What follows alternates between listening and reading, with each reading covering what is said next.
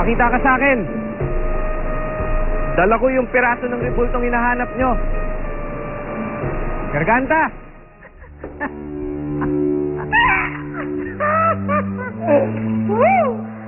Ikaw rin bang gumawa ng ambush? Of course, Griselda. Ano? Ay, of course, Mama. Sorry. Eh, bakit hindi mo pa tinuluyan yung matanda? Why don't you do like you're here and relax? Kaya kung hindi mo na tinuluyan yun, eh, baka tayo pa mapagbintangan na naman.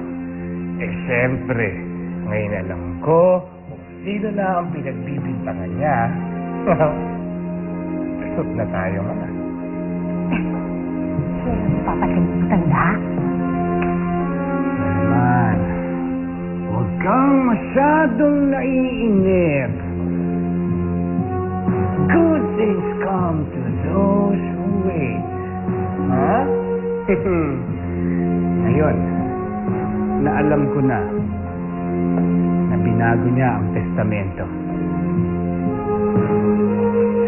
Bilang na ang minuto niya.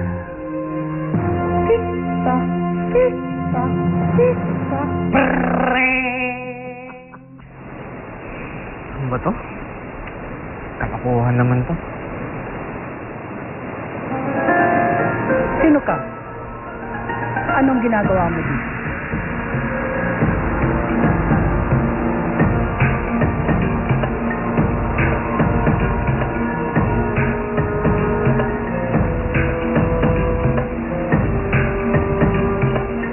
Magsalita ka. Sino ka?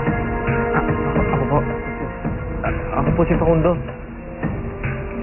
Gusto ko lang po sanang balik sa inyo to. Garganta ang bato. Ang batong bubuo sa rebulto ni Lalo. Ang batong sisira sa sumpa ni Sera. Bakit nasa iyo ang bato?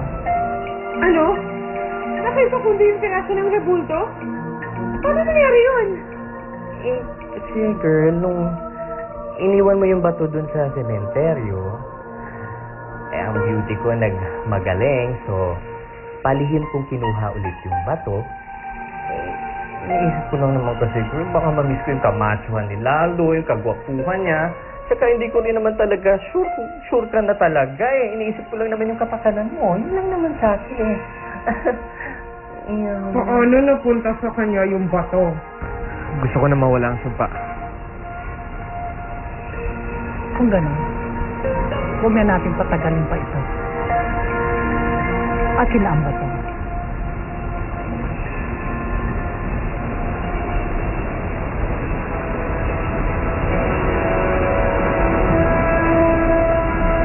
Bakit ayaw mong bitawan ng bato?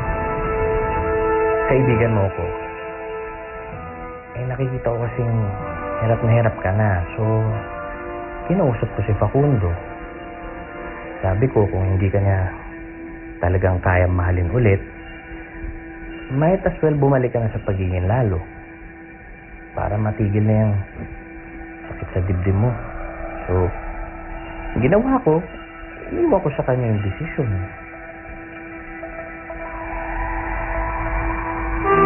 Ano yung pipiliin mo?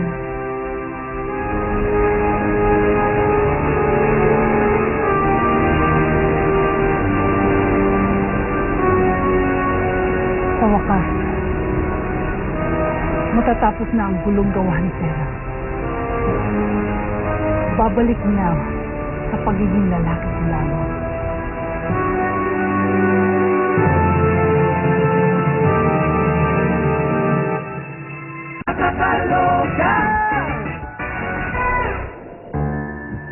Hello! Tuloy ang plano natin. Bukas sa stockholders meeting, magsasalita si Aguirre. Gusto kong patayin mo siya sa harap ng maraming tao. Huwag kang mag-alala, bossing. Walang ligtas sa akin bukas ang matandang yun. Na-deposito ko na ang kalahati ng bayad mo sa account mo. At yung kalahati, Dideposito ko na rin Sino ba talaga kayo, bossing? Bakit ba gusto mong patayin ang matandang Lubera? Oh, huwag na masyadong marami pang tanong. Basta siguraduhin mo lang na gagawin mo yung pinagagawa ko sa'yo. Okay, alright? Alright, okay? Okay. Sa wakas, mabubuo na ang rebulto.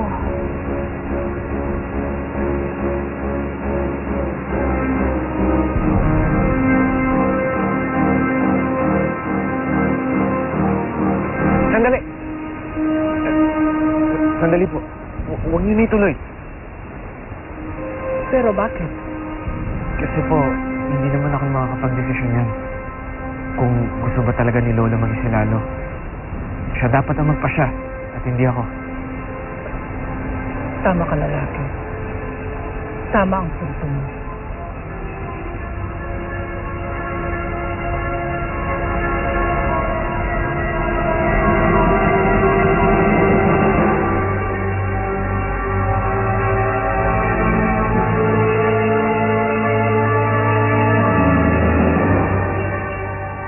Ayos na ba ang mga plano mo? Bukas, isa na siyang malamig na bangkay. Mabuti na lang naipalisik mo natin si Abdi.